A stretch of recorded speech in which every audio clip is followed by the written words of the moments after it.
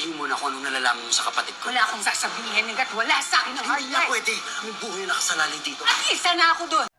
Nang nagsasampay si Luis sa bahay nila ay saktong lumabas si Lola Esang para sabihang magpahinga na din ito kapag naisilong na niya yung mga sampay, pero laking gulat nila nang sumugod si Emil kung saan nagsisisigaw ito na hinahanap niya si Andres, kaya napagtanto ng matanda na nasundan sila dahil kagagaling nila sa bugyas at hindi sila nagpaalam kay Andres. Takot na takot silang magapo sa sandaling yan na hinarangan pa nila ang grupo na Emil, pero pinasok pa rin nila yung bahay nila para hanapin ang binata. Pwersahang sinigawan ni Emil si Lola Esang na tumahimik na ito, sabay tinanong niya kung nasaan si Andres at ilabas na niya ang apo niya, pero nanindigan ang matanda na wala doon si Andres, kaya inawat ni Luis na agad naman siyang sinuntok ni Emil. Nang saktong lumabas yung mga tao niya na giniit nilang wala doon si Andres, at sakto namang may dumating na sasakyan, kaya nagsisisigaw si Lola Esang na wag itong tutuloy dahil ang buong akala niya ay ang apo niya ang dumating, pero si JB ang bumaba ng sasakyan. Binili ni Emil sa mga tauhan niya na abangan nila ang binata, pero narinig ni JB na sumisigaw si Lola Esang, kaya agad itong rumisponde na dumaan sa likod ng bahay para makasigurado ito. Agad sumugod si JB na kahit mag-isa lang niya, na kinagulat naman nila Emil dahil hindi si Andres ang dumating. Nang mapatumba ni JB ang mga tauhan ni Emil ay na-corner niya ito, na agad namang nagtago sila Lola Esang at Luis sa loob ng bahay nila.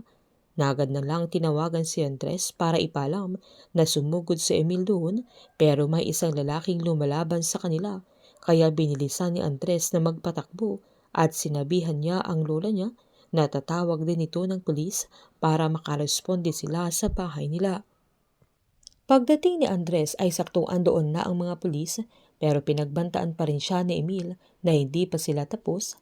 Na agad namang sinabihan ni JB ang mga pulis na dalhin na nila sila Emil sa presinto, kaya agad namang nagpasalamat si Andres kay JB, sabay nagpaalam muna itong kausapin muna niya ang lola niya, kaya naghintay naman si JB sa labas ng bahay nila.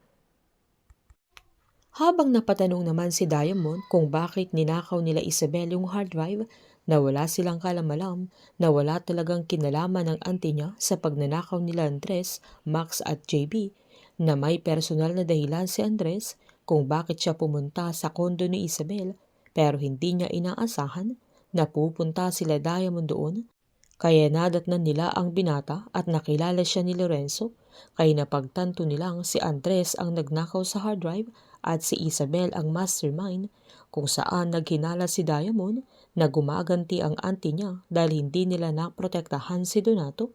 Kaya ito namatay na mas lumakas ang hinala nila na totoo nga ang hinala ni Lorenzo.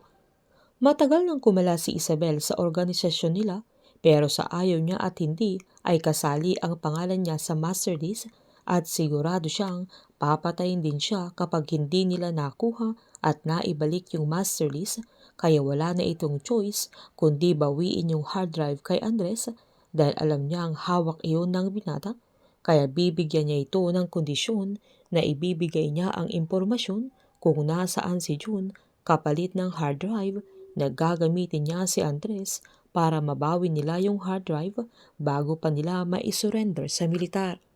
Painit ng painit ang mga tagpo, sabay-sabay po nating subaybayan ang advance episode ng Incognito dito lamang po sa aking channel. Patuloy lamang po manood at mag-subscribe para ma-update po kayo sa mga susunod na episode. Marami pong salamat.